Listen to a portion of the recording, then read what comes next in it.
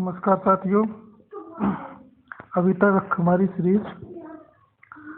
Point series जो चल रही है इंडियन कॉन्स्टिट्यूशन की, उसके 140 सेशन पूरे हुए हैं आर्टिकल्स, और इसमें हमारा 141 से 150 तक का सफ़र पूरा होगा। तो आइए अपनी जर्नी में चलते हैं। भारतीय संविधान के अनुच्छेद 1 से 41 से 150 के प्रावधान के न्यायपालिका संबंधी प्रावधान हैं। इन प्रावधानों में उच्चतम न्यायालय और उच्च न्यायालयों की शक्तियां, क्षेत्राधिकार और कार्यों का उल्लेख किया हुआ है। तो इनको हम समझते हैं। आर्टिकल 141 यह अनुच्छेद स्टेयर डिसाइसिस और सिद्धांत को स्थापित करता है। इस सिद्धांत के अनुसार उच्चतम न्यायालय द्वारा घोषित कानून भारत के क्षेत्र के भीतर सभी न्यायालयों में बाध्यकारी होता है। इसका अर्थ यह है कि कोई निचली अदालत किसी अदालत में ऐसा कोई फैसला करती है जो उच्चतम न्यायालय के पहले के किसी फैसले के विपरीत है, तो उच्चतम न्यायालय इस फैसले को रद्द करने का अधिकार रखता है। ये हमारे 141 के प्रावधान हैं। अब अगले में चलते हैं। आर्टिकल 142, इसको समझ लेते हैं। यह अनुच्छेद उच्चतम न्यायालय को असाधारण शक्तियां प्रदान करता है, जो मतलब हाई कोर्ट और जो डिस्ट्रिक्ट कोर्ट को जो पावर नहीं है, वो सबसे बड़ी पावर सुप्रीम कोर्ट, मतलब आखिरी दरवाजा है न्याय का। इसके बाद तो राष्ट्रपति आता है, उसको वो प्रावधान अलग है। क्षमादान की शक्तियां और भी कई शक्तियां हैं, वो भी न्यायालय का हिस्सा होता है। इन शक्तियों के तहत जो सुप्रीम कोर्ट की शक्तियां, इसमें उच्चतम न्यायालय के किसी मामले में न्याय करने के लिए किसी भी प्रकार के सबूतों को वह स्वीकार कर सकता है या नहीं भी, या किसी प्रकार की कार्रवाई भी कर सकता है उस पर। ये हमारे 142 के प्रावधान थे। अब अनुच्छेद 143 में क्या है? यह अनुच्छेद राष्ट्रपति को उच्चतम न्यायालय के परामर्श करने की शक्ति प्रदान करता है। मतलब राष्ट्रपति अब उच्चतम न्यायालय से किसी भी प्रकार की सलाह और मशवरा कर सकता है न्याय के संबंध में, किसी राज्य स्तर पर या अंतर्राष्ट्रीय लेवल पर वह अपने उच्चतम सुप्रीम कोर्ट से सलाह मशवरा के प्रावधान को यह बताता है। यदि राष्ट्रपति किसी मामले में कानूनी सलाह चाहता है तो वह उच्चतम न्यायालय से परामर्श कर सकता है। चलिए 143 को देख लेते हैं। अनुच्छेद उच्चतम न्यायालय के संविधान के उल्लंघन को रोकने के लिए आदेश जारी करने की शक्ति प्रदान करता है। अगले आर्टिकल 145, यह हमें बताता है कि उच्चतम न्यायालय न्यायाधीशों की संख्या और उनकी नियुक्ति के जो तरीके हैं उनका निर्धारण करेगा।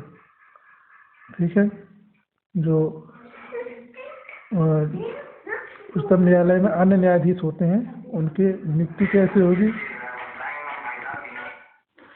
अगला आर्टिकल है 146, यह अनुच्छेद उच्चतम न्यायालय के न्यायाधीशों के वेतन, भत्ते और सेवानिवृत्ति के लाभों को निर्धारित करेगा।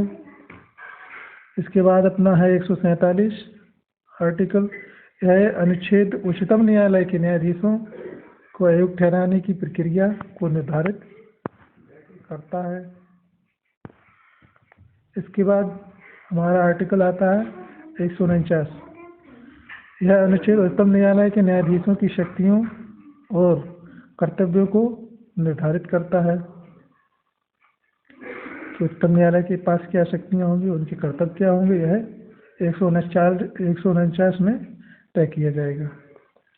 अब आता है हमारा अंतिम पड़ाव में 150, इस जर्नी का 150वां जो अनुच्छेद है, उसमें उच्चतम न्यायालय के खर्चों का निर्धारित किया जाता है। अनुच्छेद 150 तक के 141 से 50 तक के ये प्रावधान हुए। भारतीय न्यायालय न्यायपालिका को एक मजबूत और स्वतंत्र संस्था के रूप में स्थापित करता है। ये प्रावधान सुनिश्चित करते हैं कि न्यायपालिका कानून का शासन बनाए रखने, नागरिकों के अधिकारों की रक्षा करने में सक्षम रहे। ऐसी शक्तियाँ ये हमें 141 से 150 के बीच में सुप्रीम कोर्ट को मजबूत करने के लिए ये आर्टिकल्स काम करते हैं। इनके विशेष महत्व क्या हो सकते हैं उनको भी समझ लेते हैं। आगे की राय स्टेरियर डिसाइसिस का सिद्धांत सुनिश्चित करता है कि कानून की एकरूपता बनी रहे। अनुच्छेद 142 की असाधारण शक्तियाँ अनुच्छेद न्यायालय को ऐसे मामलों में भी न्याय करने की अनुमति देती हैं जिनमें कानून स्पष्ट नहीं है या जहां कोई स्थापित कानून नहीं है, वहां पर भी ये शक्ति प्रदान करता है। अब अनुच्छेद 143 राष्ट्रपति को कानूनी सलाह देने की अनुमति देता है। राष्ट्रपति को कानूनी सलाह सुप्रीम कोर्ट के द्वारा दी जाती है, जो कानून के विकास में सहायक हो सकता है, क्योंकि राष्ट्रपति भी हमारे न्यायालय का एक अंग है। राष्ट्रपति न्यायालय के संसद का भी हिस्सा है और न्यायाधिकारी भी है, सर्वोच्च न्यायाधिकारी। अनुच्छेद 144 संविधान के उल्लंघन को रोकने के लिए एक महत्वपूर्ण निवारक शक्ति है। अनुच्छेद 145 से लेकर के 150 तक के प्रावधान उच्चतम न्यायालय को एक स्वतंत्र और कुशल संस्था बनाने के लिए डिजाइन किए हुए हैं। ठीक है ना। तो इन प्रावधानों के माध्यम से भारतीय संविधान न्यायपालिका को एक भारतीय लोकतंत्र का एक महत्वपूर्ण अंग बनाया हुआ है। तो हमारी ये 150 तक की जर्नी पूरी होती है। आप इसमें अपनी राय और सलाह दे सकते हैं। अगर आपको वीडियो अच्छा लगता है तो आप लाइक सब्सक्राइब भी कर सकते हैं और अन्य लोगों को भी सुनने के लिए इसको या सब्सक्राइब हमेशा सुनते रहने के लिए सब्सक्राइब भी कर सकते हैं। चलिए मिलते हैं अगली वीडियो में। धन्यवाद। जय हिंद। नमस्कार।